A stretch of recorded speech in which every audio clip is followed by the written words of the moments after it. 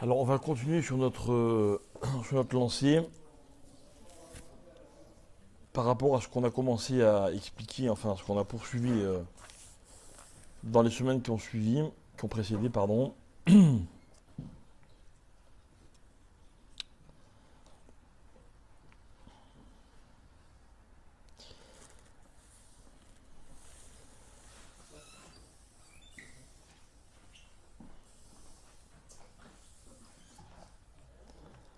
Alors cette semaine, dans la paracha, on nous raconte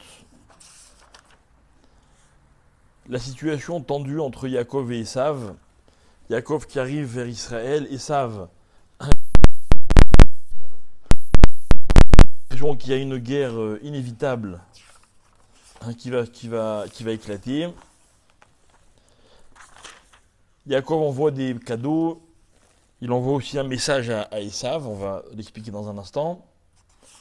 Ensuite, il y a un combat entre Yaakov et le Malach. Et le point culminant de cet épisode, c'est quand la Torah elle dit ils ont lutté tout au long de la nuit. Vayar kilo yachollo. Et le Malach a vu qu'il n'arrivait pas à vaincre Yaakov. Alors évidemment, il faut comprendre comment un Malach il peut ne pas, il est beaucoup plus fort qu'un homme. C'est un combat qui est complètement inégal. Et donc arrivé le matin, il lui dit Vayomer shalecheni. Le Malach demande à Yaakov, s'il te plaît, laisse-moi partir. Vayomer lo shalechecha ki im berartani. Je ne peux pas te laisser partir. D'abord, tu me fais une bracha. Le Midrash raconte à propos de cette phrase-là toute une discussion, j'ai oublié le texte, c'est pas grave, entre Yaakov et le Malach. Le Malach dit à Yaakov, je t'en supplie, laisse-moi partir.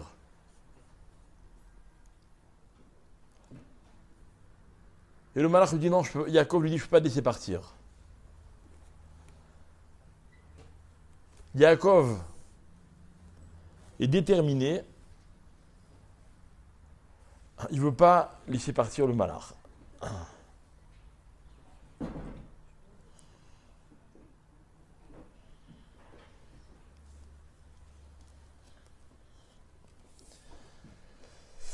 Et voilà que le Malach se met à supplier Yaakov. D'après le Midrash, il pleure. Il pleure, c'est marqué dans un pasouk, dans Yeshayahu, que le Malach, a priori on dirait qu'on parle d'une autre histoire, mais les Chaim expliquent qu'en fait c'est une explication de ce qui s'est passé ce jour-là. Le Malach, il rêve de partir. Et il dit à Yaakov, laisse tomber. Bientôt tu vas arriver à Shrem, et là-bas, Kadosh Baruch Hu, il va te demander de faire un misbéach, et toi tu vas accepter de faire le misbéach. À ce moment-là, Hachem va te bénir, et je te promets qu'à ce moment-là, je dirai à Hachem que je suis d'accord avec sa bracha.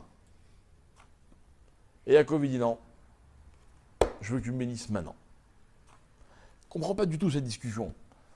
À quoi il fait allusion le Malach?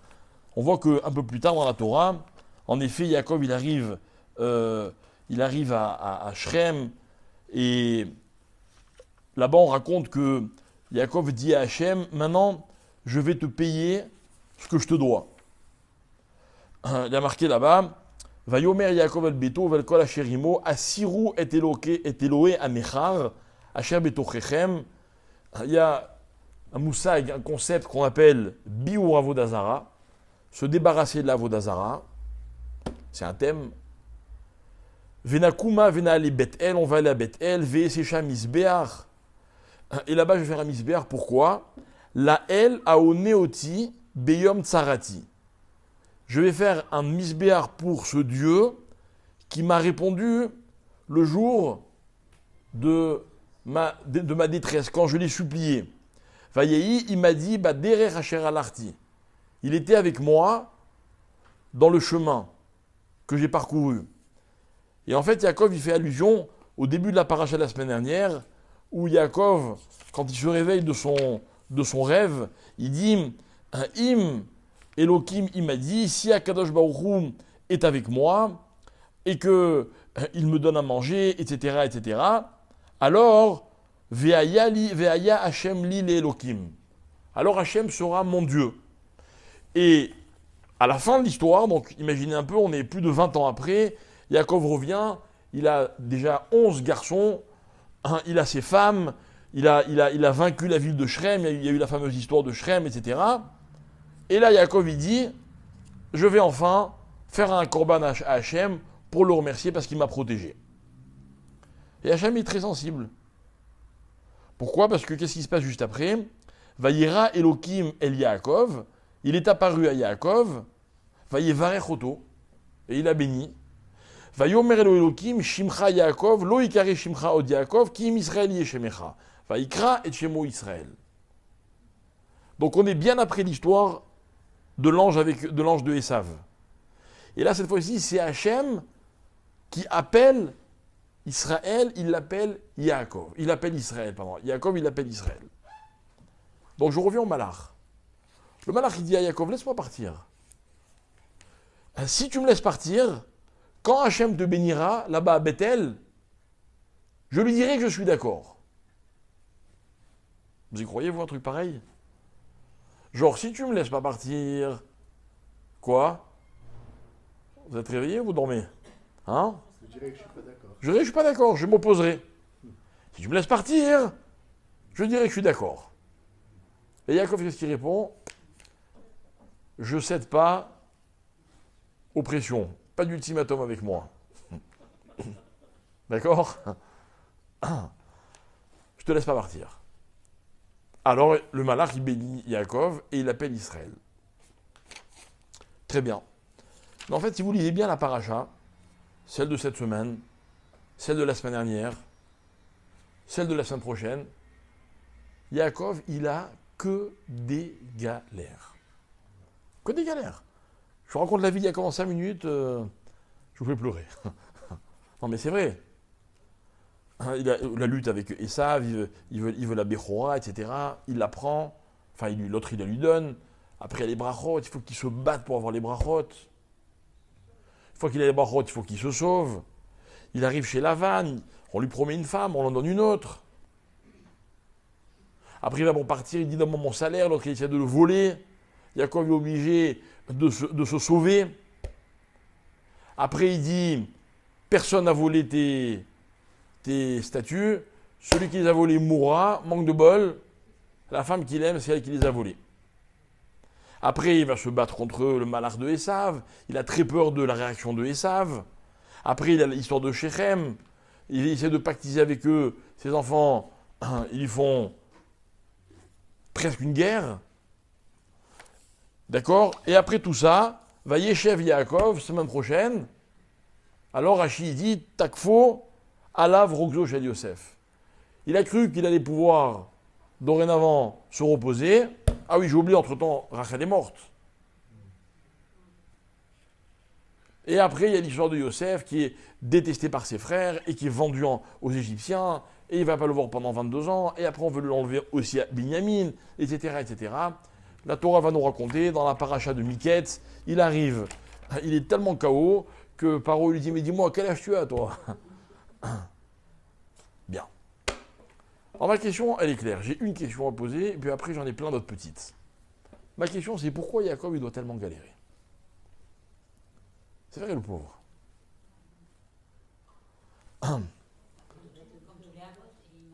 Ah non.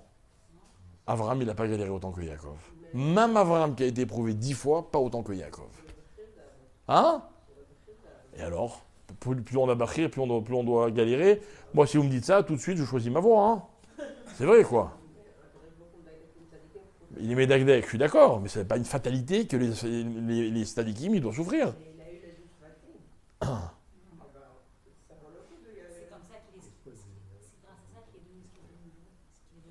Facile à dire quand c'est les autres qui souffrent. Ah ouais. Mais moi, j'ai envie de comprendre pourquoi il faut qu'ils souffrent tellement.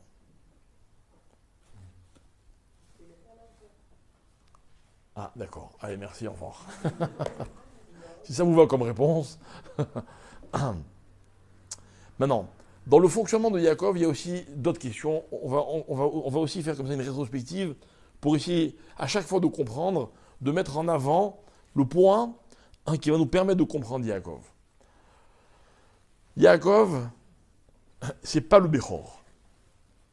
D'accord? Pourquoi il se bat pour être le Béchor? Il se bat. Il se bat au moment de sa naissance, il s'accroche à son frère. Il y a Habibi, tu es le deuxième, qu'est-ce qu'il y a? Hein? Accepte. Ensuite, Yaakov, il y a toutes sortes de... Ne vous énervez pas. Toutes sortes d'événements dans sa vie. Et il y a par exemple une histoire intéressante dans la paracha de Vayetze, où on voit que Yaakov, il va voir Lavan en lui disant « Maintenant que Yosef est né, je vais repartir chez moi. » On a expliqué que Yaakov, il attendait Yosef c'est son arme contre Esav, etc. C'est bon, il a ce qu'il faut, il peut partir. Ah non, une seconde, il faut me payer ce que tu me dois. On est un peu étonné. Yaakov, il sait qu'il doit revenir en Eretz Israël. On a expliqué également que la peur qu'il a de Esav, c'est que Esav, il a un avantage sur lui. Quel avantage? Non, que lui, il habite en Eretz Israël. Yaakov aussi faisait Kiboud Avem. Pas moins que Esav. Seulement Esav, on en parle parce que c'est étonnant. Mais Esav, il habitait en Eretz Israël et Yaakov vient de passer 22 ans en Chutz Laaretz. Quand il va retourner voir Esav, il a peur que ce route-là, ce mérite-là, le désavantage. Mais le jour où il peut rentrer en Israël, le jour où Yosef est né, comme dit le verset, dans le même passage, rappelez-vous, il y a marqué « Et Yosef est né », alors Yaakov a dit « Je vais rentrer en Israël ». Au lieu de se précipiter, qu'est-ce qu'il fait? Il va, il négocie avec Lavan, ça prend du temps tout ça. Hein. Rappelez-vous, il lui dit, voilà, celles qui ont des points et celles qui ont des traits, elles sont à moi, les chèvres, etc. etc. Et il va avoir un bon moment pour que les chèvres, elles enfantent, etc. C'est quoi, c'est une question d'argent? Si tiens, tzaddik, en quoi c'est tellement important l'argent? On a l'impression que c'est que pour l'argent. Ensuite, quand il arrive contre Esav, il va dire à Esav, il va faire dire à Esav, écoute bien mon petit Esav, j'ai pas peur de toi. Alors, en fait, il tremble. Hein. Pourquoi j'ai pas peur de toi? Début de la paracha cette semaine, il dit, vous direz Kotomrun le Esav, Kohamar Avnecha Yaakov, ainsi a dit ton serviteur Esav. Il parle gentiment quand même. Ok? Et là, Yaakov, Im Lavan garti vaechar adata. J'ai habité chez Lavan et j'ai traîné, j'ai tardé jusqu'à maintenant. Tout le monde sait, garti, tariag, c'est les mêmes lettres. J'ai accompli les 613 mitzvot, j'ai pas peur de toi. Demande tous les chachamim, c'est ça qui fait peur à Esav? S'il en a à faire, Esav, des mitzvot. On dirait que c'est l'argument qui va faire peur à Esav. Alors sachez une chose, on va l'expliquer un peu plus tard, ça va faire peur à Esav. On va comprendre. Ensuite, Yaakov se met en danger quand il fait traverser toute sa famille cette fameuse rivière. Lui, qu'est-ce qu'il fait? Il retourne en arrière. Pourquoi? Pachim Ktanim. Il a oublié quelques petits objets. Il est milliardaire, Yaakov. Il a oublié des objets. Il est radin. Alors on va me dire, non, les tzadikim, ils sont attachés à leurs affaires. C'est bizarre. Bizarre, hein? Ensuite, on me dit que il insiste pour que ce soit le malach de Esav qui l'appelle Israël. Moi, si je savais que dans quelque temps, Hachem lui-même, il va m'appeler Israël, j'en ai à faire que le malach de Esav m'appelle Israël. Autre question. Shrem a déshonoré sa fille. Et lui, il accepte le mariage. Il a fallu que ce soit ses enfants qui refusent ce déshonneur et qui vont aller massacrer la ville de Shrem. Comment Yaakov il accepte une chose pareille? Il y a plein de questions. Ça veut dire que, en fait, qu'est-ce que je veux dire par là? Sur quoi je veux attirer votre attention?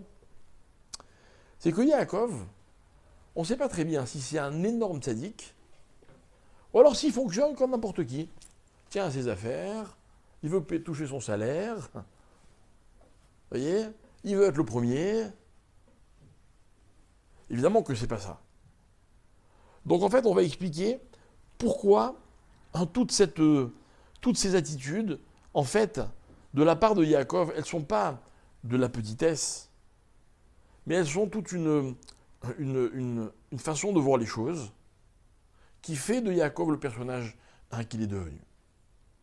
Ok? Et donc on va commencer comme ça. On va commencer par Tariag. Yaakov dit à Esav,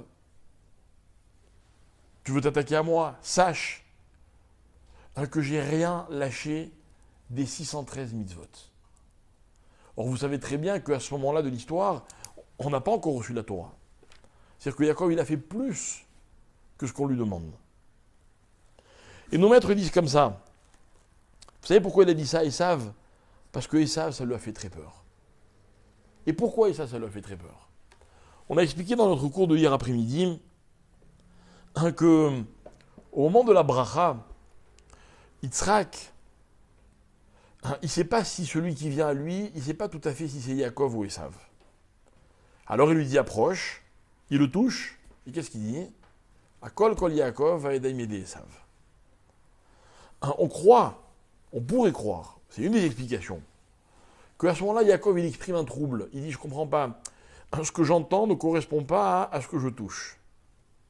On a expliqué qu'il y a une autre approche, c'est qu'en fait, Yitzhak, à ce moment-là, il entame sa beracha. Il fait cadeau à Yaakov de la dimension qui s'appelle Kol, et à Esav de la dimension qui s'appelle Yad. Yaakov, c'est la parole, Esav, c'est l'action. Ok? L'action, c'est quoi?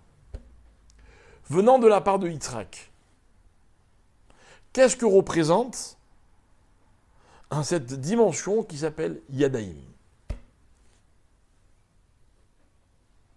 Vous faites une mitzvah. Imaginez une dame, une maman, elle allume ses nérotes, elle va faire la Hadlakat Nérot le vendredi soir. D'accord? 3 cas de figure. Premier cas de figure, non, 4. 1, elle fait rien. Deuxième, elle fait la bracha et elle allume les nérotes, peu importe l'ordre. Elle a fait les deux. Troisième cas de figure, elle allume, mais elle ne fait pas la bracha. Quatrième cas de figure, elle fait la bracha, mais elle n'allume pas. Qu'est-ce qu'on a gagné? Qu'est-ce qu'on a gagné? Est-ce que dans la vie, on peut faire une mitzvah sans faire la bracha? Est-ce qu'il peut y avoir kol sans yad? Et est-ce qu'il peut y avoir yad sans kol? Les Chachamim, et des fois c'est la Torah, ont demandé que les deux soient réunis. Alors que fait Yitzhak? Yitzhak, il va donner à chacun de ses enfants une de ces deux dimensions. Il va dire à Yaakov, toi ta force, ce sera Kol. Toi Esav, ta force, ça va être Yad. C'est équitable? Oui ou non? Ouais, peut-être. Peut-être, comme vous dites. On aurait pu imaginer que, bon, ok, d'accord, chacun il garde ce qu'il a reçu comme cadeau, et puis, on va faire chacun notre chemin. Qui c'est qui n'est pas d'accord de ce partage? C'est pas Esav. C'est Yaakov. Pourquoi c'est Yaakov? De Esav. Parce que Yaakov, qu'est-ce qu'on voit? Esav, lui, il n'a rien demandé à Yaakov. C'est Yaakov qui veut prendre ce qui appartient à Esav. Ça veut dire que Yaakov, il ne veut pas seulement Kol, il veut aussi Yadaïm. Il veut aussi le Maasé. Yaakov, il sait, et c'est ce qu'il va prendre à ses enfants, nous on est ses dignes héritiers, pourquoi? Parce que lorsqu'on va recevoir la Torah, qu'est-ce qu'on va dire en premier? D'abord, Naasé. Naasé, c'est Yad, Nishma, c'est Kol. Si Kol était plus important que Yad, On aurait dû dire Nishma Venaase. Pas ça qu'on va dire. Donc ça veut dire que nous, on a compris de Yaakov que c'est pas possible d'avoir que Kol. J'explique. À choisir entre les deux, c'est sûr qu'il vaut mieux avoir Kol. Si on a le temps, on expliquera. Mais Yaakov, il ne veut pas se suffire de l'un des deux. Il va se battre pour avoir le Maasé, l'action, et du coup, il aura les deux, et il va faire passer l'action avant le Maasé. Je veux que vous compreniez, mes chers amis, que le conflit entre Esav et Yaakov, c'est là qu'il va naître. Esav, il est conscient de l'importance qu'il y a dans le Maasé. Alors, lorsque Yaakov revient de chez Lavan, qu'est-ce qu'il dit à son frère? J'ai accompli les Taryag Mitzvot. Tu sais le fameux Maasé que je t'ai pris, qui est à moi maintenant. Tu crois que je l'ai rangé au placard? Tu croyais peut-être que quand j'allais aller chez Lavan, j'allais oublier? J'ai pas oublié. Im Lavan Garti, j'ai fait les 613 mitzvot. Mes chers amis, je vais vous citer ce que dit la Gemara dans le traité de Yebamot d'Af Kouftet. La Gemara là-bas, elle explique, il y a de nombreux textes qui vont nous dire quel est le statut de celui qui ne fait pas. Celui qui n'a que Kol. Je ne sais pas. Ce qui est sûr, c'est que Esav, il n'a jamais eu Kol. Mais quelqu'un qui aurait que le Kol, par exemple, la Gemara, elle dit quelqu'un qui fait que étudier la Torah. Et il ne fait pas les mitzvot. À Omer, Enli et la Torah. Dis-moi, écoutez, il ne faut pas m'embêter. Les téphilines, le Shabbat, c'est pas pour moi, j'ai pas le temps. Je fais qu'étudier la Torah. Je me rappelle que quand on était à la Yeshiva, il y avait un groupe d'élèves, ils avaient protesté, et ils avaient dit, voilà, nous on pense que quand arrive le mois de Elul, et qu'on se lève plutôt que de prier, on va plus étudier. Et pendant que nous on faisait les sirotes, eux ils allaient étudier. Et le Rav de la Yeshiva, il les a massacrés. Il leur a dit, vous n'avez rien compris. Il y a un temps pour ceci, un temps pour cela, et l'un ne remplace pas l'autre. À Omer, Enli et la Torah, à Philo Torah Enlo. C'est-à-dire que la Gemara, qu'est-ce qu'elle dit? Elle dit quelque chose de terrible. Elle dit la Torah, elle vaut rien. Celui qui n'a que Kol, je m'excuse, j'espère de ne pas exagérer ce que veut dire la Gemara. Mais j'ai l'impression que la Gemara, elle dit, ça sert à rien. Alors, Yaakov, il dit, une seconde, vous m'avez roulé là. Vous m'avez donné Kol. Mais Kol sans Maasé, la voix, la parole sans l'action, ça sert à rien. Alors que fait Yaakov? Il se bat. Ok? Il se bat et il va arracher à Esav son Maasé. Très bien. Lorsque il se prépare à l'affronter, il dit attention, moi je suis resté Kol, mais en plus je t'ai pris le Maasé. Et j'ai fait ce que je devais faire. Au moment où le Malach va s'attaquer à Yaakov, c'est quoi les enjeux de ce combat? Il veut quoi le Malach? Et s'il le tue, quoi? Mais non, le Maasé il existe toujours, parce que le Maasé, et ça, il pense qu'il revient de droit. Alors? Non, c'est Esav qui va récupérer son Maasé. Qu'est-ce qui va disparaître? Le Kol. Maintenant, la Torah nous raconte que le combat avec le Malach, on dirait que c'est un combat physique. D'accord? Ils se battent, et à la fin, qu'est-ce qu'il fait le Malach? Pan, vaïga bekaf iricho, va teka kaf irer Yaakov beafko imo. Il a réussi à le blesser. Il a blessé, mais il n'a pas vaincu. Yaakov, il reste celui qui a mené le combat. Le soleil arrive et Yaakov guérit. Alors que lui dit le Malach quand il voit ça? Il lui dit Lo Yaakov Yamer Ot Shimcha Kim Israël. Et le verset l'explique Ki sarita im Elokim veim anashim vatuchal. Nos maîtres disent, dans le Midrash, que le malach, à l'issue de ce combat, ce qu'il dit à Yaakov, il dit, tu sais, jusqu'à présent, on t'a appelé Yaakov. Yaakov, ça vient du mot Ekev, celui qui est au talon. Et Yaakov, c'est le mot que Esav va employer en disant Vayakeveni zepamaim. 2 fois, il a essayé de me doubler. Alors le malach de Esav, il dit c'est fini, il n'y a plus de Yaakov. À partir de maintenant, c'est quoi Israël. Ça veut dire quoi Israël Yachar. Dorénavant, tout ce que tu as, ça te revient de droit. Vous imaginez, c'est la consécration pour Yaakov. C'est Esav qui avoue que c'est Yaakov qui a raison. C'est-à-dire que il s'est battu, il a gagné, maintenant ce qu'il possède, ça lui revient de droit. Qui saritaim elokim vemanashim vatuchal. Ah voilà, c'est bon, tu as dominé tout le monde. Et Hachem, et les hommes. Alors, Yaakov lui dit, ok, et toi ton nom c'est quoi? Ainsi, moi je m'appelle Israël. Toi tu t'appelais Esav, comment je m'appelais Yaakov? Maintenant comment tu t'appelles? Réponse, Lamazé Tisha Lishmi. Pourquoi tu demandes mon nom? Et il s'en va.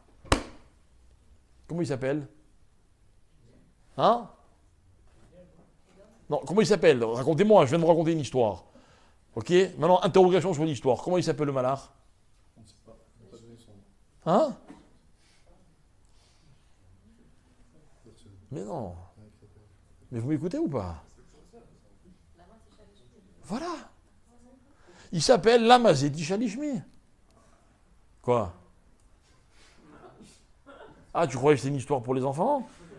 Pourquoi tu me demandes, machin, il s'en va, il lui dit pas, mince, sinon on reste là comme à la fin d'un feuilleton, comme des imbéciles? Pas du tout. Il lui a répondu. Il lui a dit mon nom, il faut que tu le cherches. Cherche mon nom. Ah, ça veut dire comme ça. Quand Yaakov, il s'appelle Yaakov, alors Esav, il s'appelle Esav. Quand Yaakov, il s'appelle plus Yaakov, il s'appelle Israël. Le nom des nations, les nations, elles n'ont plus de nom à ce moment-là. Elles ont le nom. Voilà, non, attention. Elles ont le nom que nous, on va chercher à leur donner. D'accord? Je sais que jusqu'à présent c'est obscur, on arrête et on revient à des choses un peu plus concrètes. Ok? Je vais vous citer quelques textes qu'on a déjà étudiés ensemble dans le passé. Par exemple, on va nous dire comme ça que Yaakov, quand il arrive de chez Lavan, c'est là qu'il arrive à s'imposer à son frère. Makara. Qu'est-ce qui s'est passé chez Lavan? Parce qu'on a expliqué le Garti, mais on n'a pas expliqué le Im Lavan. J'explique. Yaakov, il dit Im Lavan Garti, avec Lavan j'ai habité. On a dit habité, en fait, il faut dire 613, c'est les mêmes lettres. Ok? Mais Im Lavan, ça veut dire quoi Im Lavan? Et je pense que vous devez peut-être vous rappeler, enfin ceux qui étaient avec nous, ce texte qui nous dit que quand on écrit un Sefer Torah, vous vous rappelez, parmi les règles qui concernent l'écriture d'un Sefer Torah, c'est que c'est très difficile d'écrire un Sefer Torah. Il y a énormément de règles. La plupart des règles concernent, comment? La plupart des règles concernent l'écriture du Sefer Torah. Ok? Je vais vous en donner une autre de règle qui ne concerne pas l'écriture du Sefer Torah, qui concerne la couleur du parchemin. Regardez, je vous pose une question. De quelle couleur doivent être les lettres? Faux. Faux. Ce qui est sûr, c'est que le parchemin doit être blanc. Ok? Pardon? J'ai pas compris.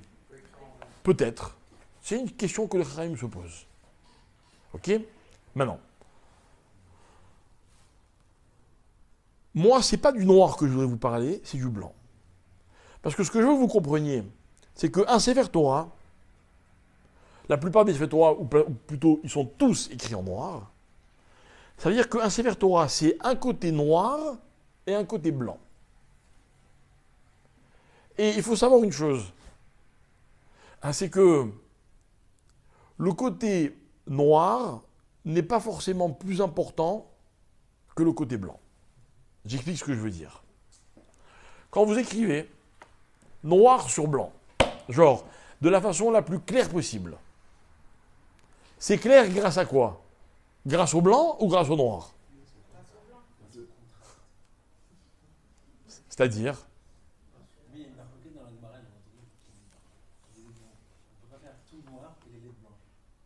C'est ce que j'ai dit, c'est pas une marche bloquée, c'est sûr. C'est sûr que la lettre, elle doit ressortir du blanc. C'est-à-dire qu'il faut que le fond soit blanc. Ok? Et ça veut dire qu'en fait, dans le Sefer Torah, il y a à la fois le noir et à la fois le blanc. Ça ne peut pas être autrement. Ok? Maintenant, écoutez bien. On va essayer de rester soft parce que ce sont des inanimes qui sont très très complexes. Dès qu'on parle du noir et blanc dans la Torah, on en a parlé plusieurs fois dans nos cours, mais ce sont des sujets qui sont vraiment infinis. On dit que noir et blanc, c'est toutes les possibilités. Avec le noir et le blanc, on peut faire toutes les couleurs. Mais bon, peu importe. D'accord?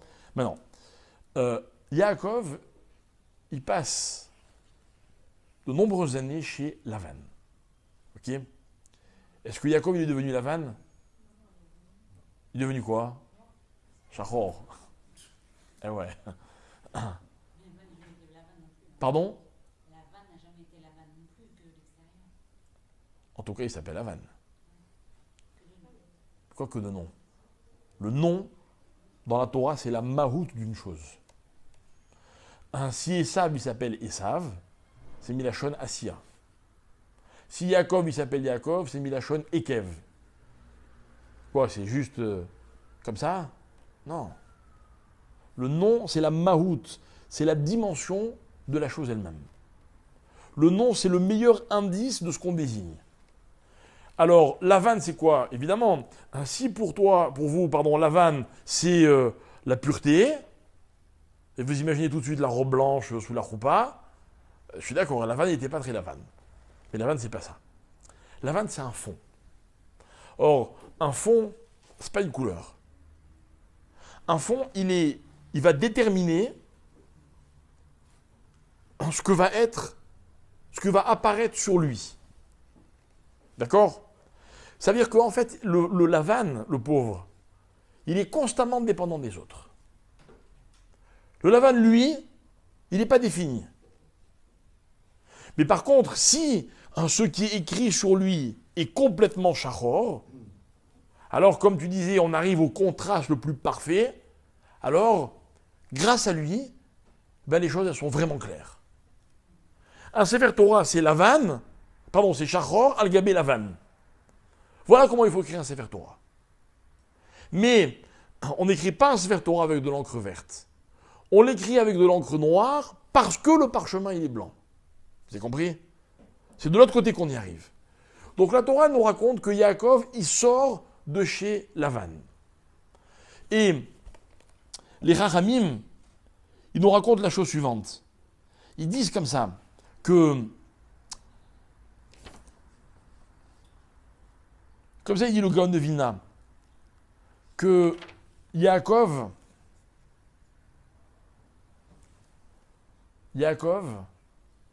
il revient affronter Esav après être passé chez Lavan.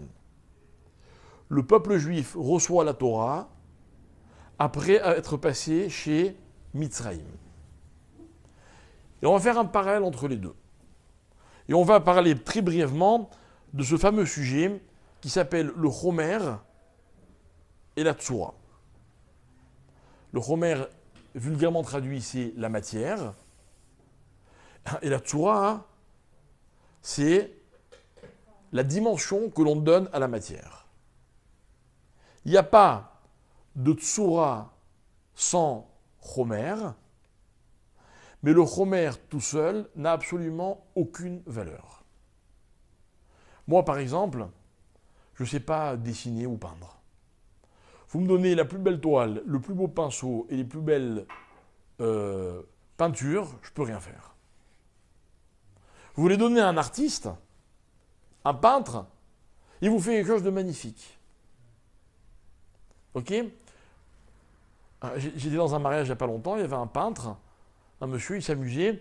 À tous les gens qui venaient le voir, il avait un petit crayon dans sa main, et sur une serviette de table, enfin en papier, quoi, hop, il faisait un petit dessin, magnifique. C'est un artiste. Moi, avec la même serviette, je la salis aussi, mais pas de la même manière. C'est un artiste. C'est-à-dire qu'il s'est transformé le chomer en tsoura. Mais écoutez bien, pour qu'une tsoura, elle puisse avoir de la valeur, il faut que le chomer, il ait le moins de valeur possible. Ça veut dire qu'il faut qu'il ne soit pas du tout tsoura. Vous me suivez ?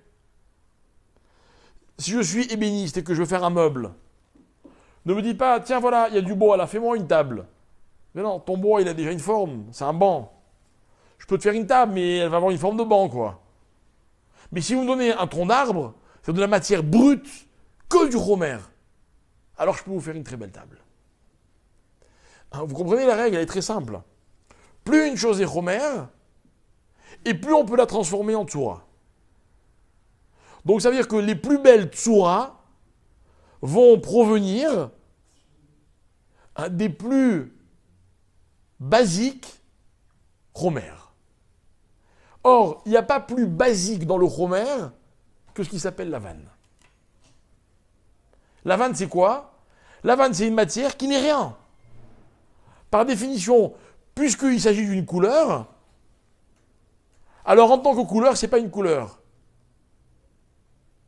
Mais si on appelait la vanne autre chose qu'une couleur, ce serait cette chose que l'on désigne, mais à l'état le plus simple, le moins travaillé. Vous m'avez compris ? Le chomer a son paroxysme. Alors disent les Chachamim, Yaakov, étant donné qu'il sort de chez Lavan, c'est chez Lavan qu'il va devenir Yaakov. Il va devenir tellement Yaakov que quand il revient, qu'est-ce qu'il lui dit le malach ? Tu n'es plus Yaakov, tu es devenu Israël. Pareil, les enfants d'Israël arrivent en Égypte, c'est une famille. Quand ils sortent d'Égypte, qu'est-ce qu'ils deviennent ? Les béné Israël, Am Israël. Ça n'aurait pas pu être possible autrement. Vous savez, on demande souvent pourquoi le peuple juif n'est pas né en Eretz Israël. Pourquoi la Torah, elle n'a pas été donnée en Eretz Israël ? Ça n'aurait pas été un plus beau symbole.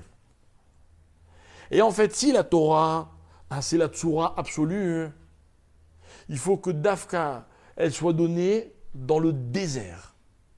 Le désert, c'est le lieu géographique le plus Tsoura du monde.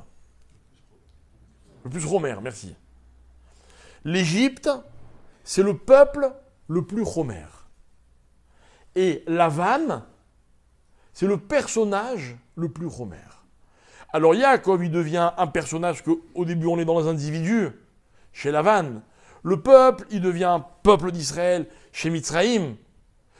Et on reçoit la Torah dans le désert, dans le chomer, au niveau géographique, c'est-à-dire au niveau de la terre, de la matière. Ça n'aurait pas pu se faire autrement. Mais, pour mieux comprendre ce que je veux dire, on va faire appel encore à deux dimensions qui sont connues. Mais encore une fois, on leur donne une dimension supplémentaire. D'après le Zohar. Donc, ce que je vous dis là, c'est on caresse des notions kabbalistiques. Si je vous demande, dans les 10 choses que Dieu a créées pendant la Briat Haolam, je vous demande quelle est la première chose qu'Hachem a créée. Qu'est-ce que vous me répondez ? Non. Le temps, ce n'est pas une création. Ce n'est pas partie des 10 ma'amarim. Bereshit bara Elokim et Hashamayim ve'et haaretz. Racontez-moi ce pasouk. Donc, quelle est la première chose que Dieu a créée? Le ciel. La Gemara, elle dit Bereshit, c'est le premier Mahamar. D'accord? C'est pour ça que Bereshit, dans ce domaine-là, il ne s'appelle pas un Mahamar. Le Zohar, il a un autre calcul. Non. Le Zohar, il dit la première bria, c'est Vayei Or. Ok? Pourquoi Vayei Or? Écoutez bien. Moi, je croyais que la première chose que Dieu avait créée, c'était Shamayim Va'aretz. Pourquoi? Parce que Shlomo Ameler dira plus tard En lecha davar chez En lo makom. S'il n'y a pas un support géographique, rien ne peut exister. Il n'y a pas de makom, il n'y a pas de davar. Donc d'abord Hachem il crée le makom, puis après il va créer tout le reste. Le Zohar il dit non, c'est pas comme ça que ça fonctionne. Or et Rocher, c'est galouille et niglé. C'est ce qui est apparent et ce qui est caché. La première chose que Hachem crée, c'est quoi? C'est Or. Or, c'est ce qui va permettre à l'homme de découvrir ce qui avant était caché. Alors, comme vous le savez, au début, il a créé un or très très grand, une lumière très grande. Et puis, rappelez-vous que cette lumière, il va la cacher. Et comme le dit la Gemara, il va la réserver pour les tzadikim, les Atid Lavo, à la fin des temps. C'est-à-dire qu'on vit dans un monde dans lequel il y a une luminosité. Mais ça ne rend pas tout clair. Un jour viendra où ceux qui en sont capables verront tout avec une clarté parfaite. Maintenant, attention, celui qui n'est pas capable, eh bien, il est ébloui par la lumière. Il ne voit pas. Il ne voit pas. Je vais vous donner un petit exemple très simple. Quand on étudie la Torah, on ne comprend pas forcément tous les choses de la même manière. On ne peut pas comparer quelqu'un qui aurait, par exemple, étudié 10 ans dans une yeshiva, qui a fait des centaines et des centaines de pages de Gemara et de toutes sortes de textes, etc. Et quelqu'un qui vient de commencer.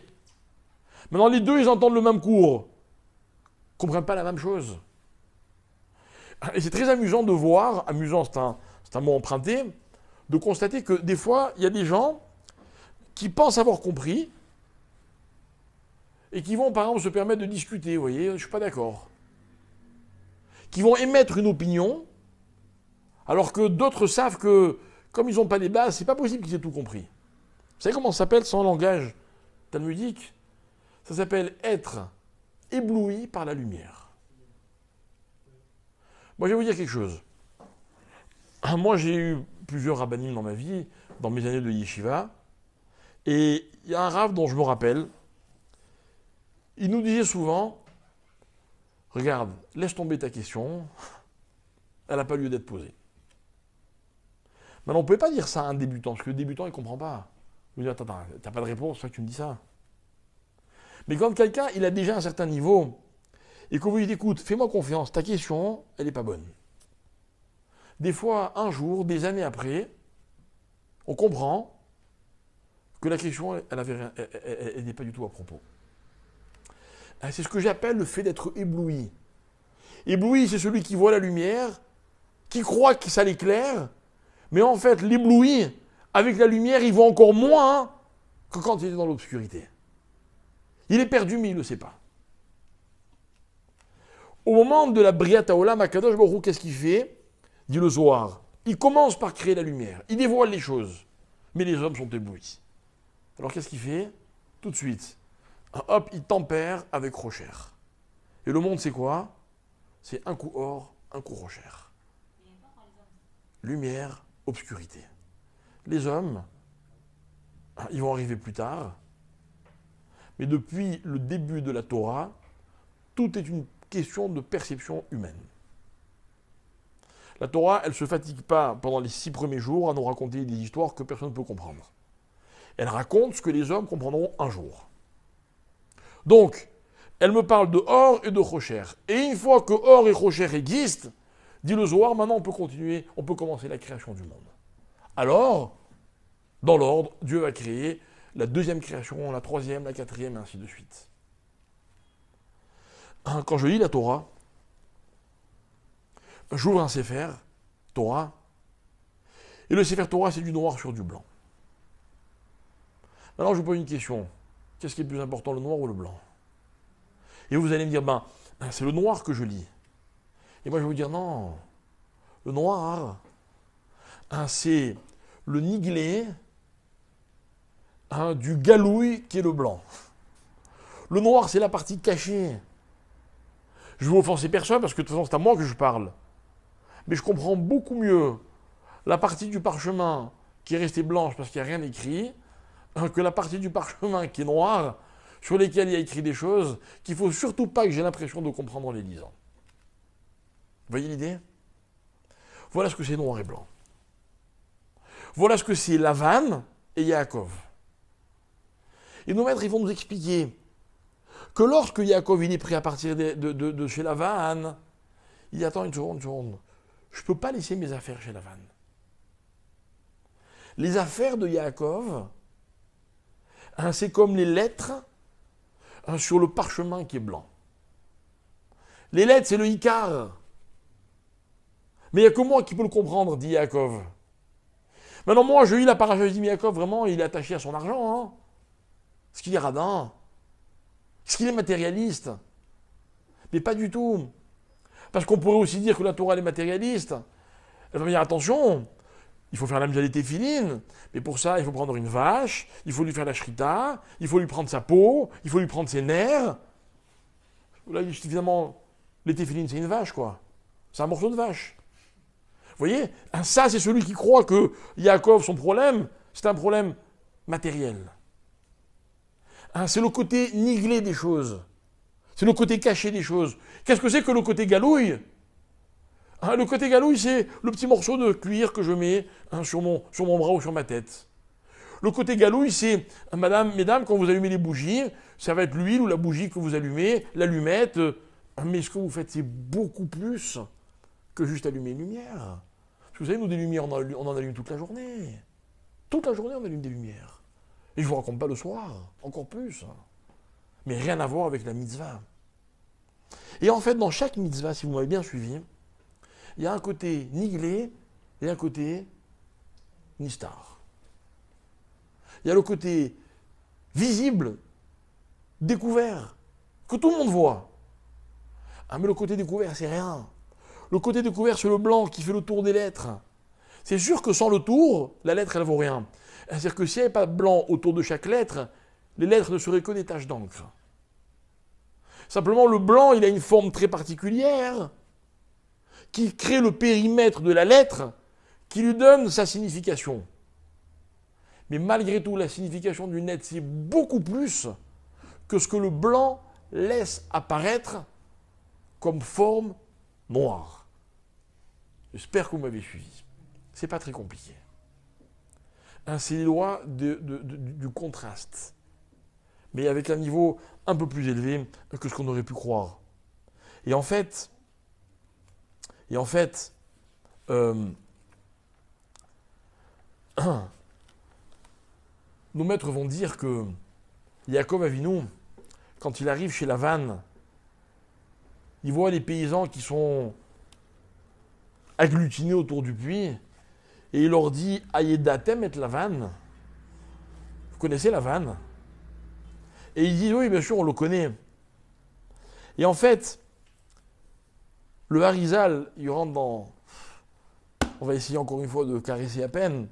Il dit comme ça, il dit que, en fait, il y a marqué dans un pasouk du prophète Yeshayahu, encore une fois, le pasouk qui dit comme ça « Imiyu chatotrem kashani, kasheleg yelbino ». Il dit, les bénis Israël, sachez une chose, c'est que si vos fautes sont de couleur pourpre, elles vous ont tellement sali que vous êtes rouge, couleur sang, eh bien, par la teshuva, elles peuvent blanchir comme de la neige. C'est-à-dire qu'en fait, le blanc, mes chers amis, c'est bien le blanc. Le blanc, c'est le point de départ. Et Yaakov Avinu, pour devenir Yaakov, puis plus tard Israël, il est allé au blanc, il est allé chez Lavan. On ne parle plus du personnage. Il est descendu le plus bas possible. Il est arrivé dans une contrée dans laquelle il était étranger. Il n'avait plus rien sur lui. Le fils de Esav l'avait dépouillé complètement. Et là-bas, il va lutter. Il va lutter, il va amasser une expérience incroyable à travers ses mariages, ses naissances, à travers cette fortune qu'il va amasser. Ah, mais tout ça, c'est quoi? C'est le décor. Et c'est comme ça qu'il va devenir, qu'il va atteindre la dimension de Israël. Alors, reprenons maintenant le dialogue qu'il y a entre Yaakov et Esav. Yaakov dit à Esav, tu sais, j'ai habité chez mon frère, il me Lavan Garti, j'étais chez Lavan. J'étais dans le monde du Chomer. C'est quoi le Chomer? Le Chomer, c'est plus Maasé ou plus Kol? Maasé, c'est l'action. Le Chomer, c'est quand vous faites une mitzvah, l'acte, il est toujours attaché à une matière. Il n'y a pas d'allumette, il n'y a pas de nérod de Shabbat. C'est aussi bête que ça. Il n'y a pas de vache, il n'y a pas de téphiline. Toutes les mitzvot, elles sont liées à un Chomer. Ok? Yaakov, il va dire à Esav, tu sais, le Chomer, j'étais complètement dedans. Im Lavan, j'étais chez Lavan, et Garti. Et là-bas, j'ai fait les 113 mitzvot dans ce qu'elles avaient de plus Chomer. Ok? Mais sache une chose, c'est que j'ai dépassé cette dimension. Et en fait, ce que Yaakov voulait dans son combat avec Esav, c'était quoi? C'était pouvoir transformer le Maasé en quelque chose qui est un Chomer à l'origine, mais qui devient une Tsoura. Et pour ça, mes chers amis, il y a un élément qui s'appelle Kol. Voilà ce que c'est que la voix. La voix, la dimension que Yaakov a reçue comme bracha, elle est très importante, mais elle a besoin du Chomer pour exister. Et quand un homme, écoutez bien, il a été capable d'élever le Chomer en lui donnant la Tsoura, en lui donnant la vraie dimension que peut atteindre cette matière-là, alors on va dire que ce qu'il possède, il le possède vraiment. Il le possède vraiment. Ce matin, dans la petite halakha qu'on fait tous les matins, on a expliqué que quand on fait moti, on doit attraper le pain avec les 10 doigts. Pourquoi les 10 doigts? On a dit parce qu'avant que le pain n'arrive dans mon assiette, il y a 10 mitzvot à accomplir. 10. Autour du champ, de ce qui pousse dans un champ, il y a 10 mitzvot. Et moi, je veux bien montrer à Hachem que ce pain-là, il va me nourrir. Mais d'abord, ce n'est pas juste une matière qui va remplir mon estomac. C'est une matière que j'ai élevée à la dimension de la mitzvah. Il aurait pu n'être que Chomer. J'en ai fait une soura grâce à Kol. Voilà, mes chers amis, quelle est la vie de Yaakov. Pourquoi est-ce que Yaakov, il tient à ce qu'il possède, pas pour le Chomer qui est attaché à ces biens-là, pour la tsoura qu'il a mis. Et la tsoura, mes chers amis, c'est toujours le résultat d'une expérience. Tous les Chachamim m'expliquent que quand il est allé chercher les petits objets qu'il avait laissés de l'autre côté de la rivière, c'est parce que chaque objet, on dit comme ça que le tzaddik, chaque chose qu'il possède est attaché au mitzvot qu'il a accompli pour pouvoir le posséder. Comme le petit morceau de pain sur lequel je fais la bracha de Hamotzi Lechem min haaretz. C'est le résultat de ces mitzvot-là. Imaginez qu'un tzaddik possède une maison, il dira cette pierre, j'ai pu l'acheter parce qu'un jour, j'ai fait telle mitzvah. C'est dur, hein? C'est dur, imaginez quelqu'un qui s'achète plein de choses, mais qui a gagné son argent de façon un peu tordue. Ce qu'il va dire dans ce qu'il possède, il va dire, voilà le Chomer, à l'état brut. Il manque complètement la dimension de Kol. Complètement. Eh bien, je suis heureux de vous annoncer, mes chers amis, que dans la vie le plus dur, c'est de mettre le Kol dans le Chomer. c'est de permettre au Chomer d'atteindre complètement sa tsura. Et la raison pour laquelle les tzadikim n'ont pas la vie facile, la raison pour laquelle Yaakov, toute sa vie, a été jalonné de difficultés,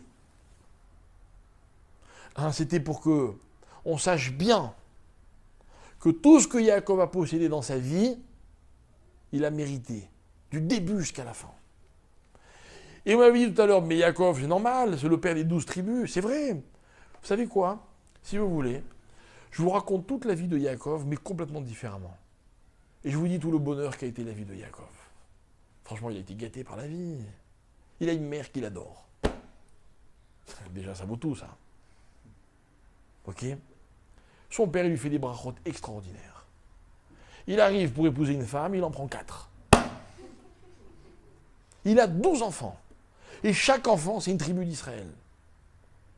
Il a une bracha matérielle inimaginable. Tout le monde le respecte, tout le monde le craint. Il se bat avec un ange, il gagne l'ange. Vous voulez que je continue? Il arrive en Égypte à la fin de sa vie. Regardez les honneurs qu'on lui fait. Tout l'Égypte s'arrête. Le jour où il meurt, c'est tout l'Égypte qui est en deuil. L'Égypte, la superpuissance. Vous voyez, on peut le voir complètement de l'autre côté, la vie de Yaakov. On peut l'avoir complètement à l'envers. Et les deux sont vrais. Mais si la deuxième version, elle est vraie, c'est parce qu'il y a d'abord eu la première. C'est parce que Yaakov, il nous apprend quelque chose. Écoutez bien. C'est que être Israël, c'est savoir mériter. Voilà ce que c'est Israël. Avec autant de galères. Parce qu'il n'y a jamais de galère pour rien. C'est ça qu'il faut comprendre. Et là, d'ici, je voudrais dire à tous ceux qui, dans la vie, ont l'impression de galérer. D'abord, il faut que vous sachiez une chose, c'est que tout le monde galère. Tout le monde. Vous savez, on a souvent l'impression de l'extérieur que chez les autres, ça va beaucoup mieux que chez soi. C'est vrai. Quand on n'est pas marié, on dit non, mais tu vas voir, lui, il est marié. Quand on n'a pas d'enfant, on dit mais lui, il a des enfants. Quand on galère financièrement, on croit que pour les autres, c'est plus facile. Il y a plein d'exemples. Plein. Vous savez ce que je vous souhaite, moi? Je vous souhaite de faire croire à tout le monde que pour vous, tout va bien. Mais je vous souhaite de ne jamais avoir tout facilement. Jamais. Quelqu'un qui a beaucoup d'enfants, je vais vous dire un secret, il a beaucoup de soucis. Mais à aucun moment de sa vie, il aimerait changer. C'est vrai. Vous savez ce que c'est le mariage? C'est beaucoup de galères. Mais c'est vrai. Les jeunes couples, ils ne savent pas de quoi on parle. Et ceux qui ne sont pas mariés encore moins. Mais c'est vrai, mais il ne faut pas avoir peur de le dire. Mais vous savez que chaque sacrifice qu'on fait dans un mariage, il vaut de l'or. C'est comme les sacrifices qu'on fait pour ses enfants, ça vaut de l'or. C'est comme les sacrifices que Yaakov a fait pour devenir Yaakov, ça vaut de l'or. Mais regardez la perception la plus goy de l'histoire. Écoutez bien. Vous savez, qu'est-ce qu'il y a de plus goy au monde? Le malach des goïm. C'est paradoxal, hein? Parce que le malach, il est complètement rouhani, spirituel. Alors que goy, a priori, c'est l'antithèse. Mais non. Le malach, c'est quoi? Le malach, c'est celui qui est la spiritualité de ce qui n'en a pas. C'est-à-dire qu'il a le regard le plus goy qui puisse exister, dans le sens positif du terme. Et lui, qu'est-ce qu'il va dire à Yaakov? Sarita. Lo ekare shimcha Yaakov, on va t'appeler Israël. Ce que tu as, je peux témoigner que tu le mérites. Et ce malach, il dit à Yaakov, laisse-moi partir. Hachem, il va t'appeler Israël dans quelque temps. Yaakov dit non, je veux que toi, tu m'appelles Israël. Je veux être sûr que les goïms comprennent ou comprendront un jour que être Israël, c'est mérité. Moi, j'aime bien quand les goïms nous critiquent. Les pauvres ne se rendent pas compte. Ils nous critiquent en tant qu'Israël. Ils nous disent Israël et ils nous critiquent. Mais quand ils ont dit Israël, la fin de la phrase, on s'en fout. Quand ils ont dit Israël, ils ont tout dit. Ils ont d'abord avoué, puis après ils vont essayer d'atténuer, vous voyez? Mais c'est vrai, c'est ça Israël. Yachar.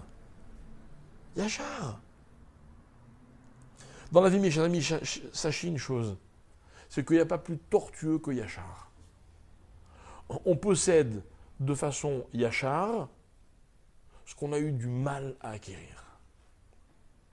Quand quelque chose vient facilement, quelque part, c'est pas complètement à nous. Hein, c'est une règle implacable de la vie. Hein, c'est toute la vie de Yaakov. Yaakov, ça fait plusieurs semaines qu'on en parle. S'il gagne, et il gagnera toujours ses combats contre Esav et contre Ishmaël, hein, c'est parce qu'il connaît la valeur de chaque chose et de chacun de ses combats, chacune de ses luttes. Chacune. Et chaque enfant de Yaakov, écoutez bien, il est l'expression d'une souffrance. Vous avez déjà remarqué ça? Réhouven. Ah, on va enfin voir.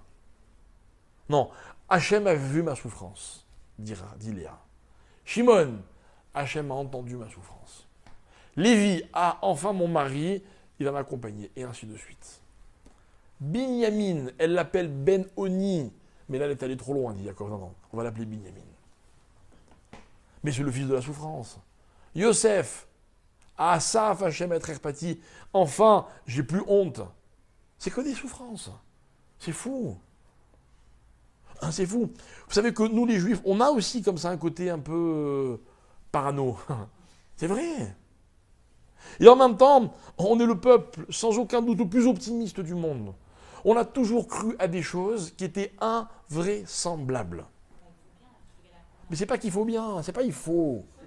C'est comme ça. On le fait pas parce qu'il faut le faire. On le fait parce que c'est notre nature. C'est toute l'histoire de Yaakov. Il a souffert, mais il a acquis. Contre toute logique, il est arrivé à ses fins. Le malheureux, il y a une fois où il va se plaindre. Une fois dans sa vie, il va se plaindre. C'est avec Pharaon. Pour chaque mot qu'il va prononcer, on va l'enlever une année. Zuck.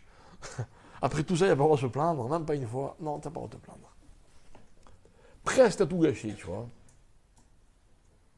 Alors, je ne suis pas là pour dire qu'il faut souhaiter souffrir. Je suis là pour expliquer que dans la vie, quand il y a quelque chose qu'on n'arrive pas à obtenir, il ne faut pas désespérer. C'est un tas à lire. C'est un tas à lire. C'est un processus.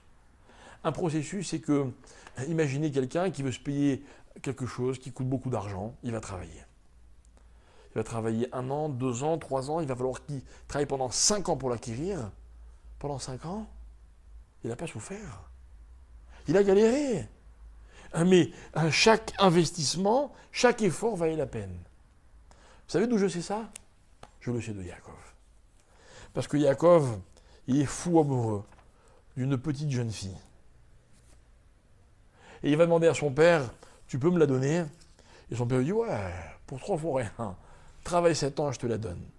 Et la Torah dit, écoutez bien. Vayavod Yaakov berachel shevashanim. Elle est incroyable cette expression. Il a travaillé dans Rachel pendant 7 ans. Travaillé dans les champs. Ok. Vayu be'enav keyamim achadim be'ahavato ota.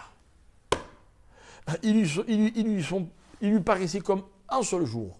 Il les a pas sentis les 7 ans. Tellement il aimait. J'aurais cru que c'était le contraire, moi. Quand on se languit de quelque chose, le temps passe doucement. Yaakov ne dit pas du tout. Quand on sait pourquoi on fait des efforts, l'effort, c'est plus une souffrance.